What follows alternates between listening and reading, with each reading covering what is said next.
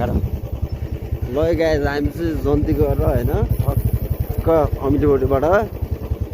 नुवाकोट कगनी 4 भाले बाबा भन्दा मुनि लामसुने गाउँ हामी चाहिँ जन्ती यतिखेर रातिको समयमा आफ्नो गाउँ आफै बनाऊ भन्दै सही हो ल पानी परिरहेको बेलामा यहाँ पानी परेको छैन हामी ओह्रालो झर्छौँ यस्तो बाटोमा चाहिँ हामी 2 जना 4 जना छौँ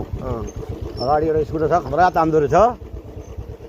स्कुटर चलाउने मान्छे चाहिँ हाम्रै अङ्कल हो पछाडि भने नि अङ्कल हो मभन्दा पछाडि भने नि अङ्कल हो दाइजो म पनि अङ्कलै हो म पनि तेरो पछाडि पनि अङ्कल हो भन्दैछ हामी चाहिँ यो म एउटा चाहिँ सबभन्दा सानो मान्छे भतिज बिहान 7 बजे जन्ती निस्केको अहिले चाहिँ रातको लगभग 8 बज्न लागिसकेको छ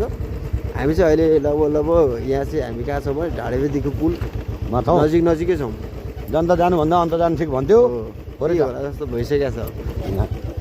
यसरी चाहिँ हामी यो अब 1 घन्टा पानी नपर्यो भने हामी घरै पुग्छौँ भगवान्को जय हुन्थ्यो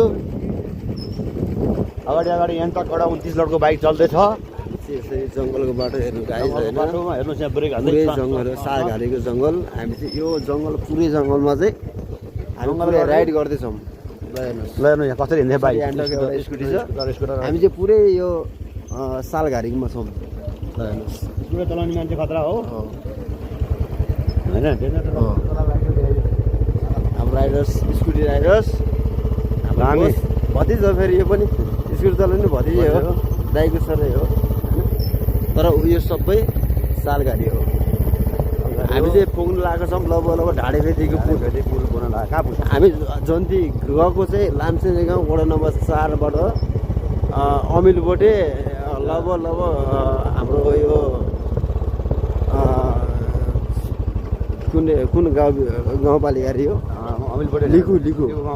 गाउँपालिका वडा नम्बर 5 यहाँबाट चाहिँ हामी यसरी ल हेर्नुहोस् यहाँ बाइक गोली दौडिरहेको झरिरह यसरी यस्तो बाटोमा यो बाइक खतरा झरिरह यसरी चाहिँ हामी पुगिरहेछौँ हामी पुग्नु छौँ उहाँ माथि ल हेर्नुहोस् गाइस माथि सिरानमा मौसमले च्यालेन्ज गरिरहेको छैन आज मौसमले च्यालेन्ज किन नगर्नु गरिरहेको छ त पुरै मिल्किरहेको छ मिलेर पानी आउँदैन आएको छैन तर पनि रमाइलो छ अहिले चाहिँ हामीलाई हाम्रो बिन्दास टुर आफ्नै सुरु एकदम रमाइलो ल हामी चाहिँ यहाँ लगभग आइपुग्नु लाग्यौँ ढाडेबेदी पुल नजिकै होइन यो जङ्गलको बाटो जन्ती जाँदै जन्ती गएर बेहुली लिएर आउँदैछौँ बेहुली चाहिँ अर्को बाटो छौँ हामी चाहिँ अर्को बाटो यसरी चाहिँ तपाईँको हेर्नु चाहिँ यो रातिको समयमा बेहुली लिएर होइन यसरी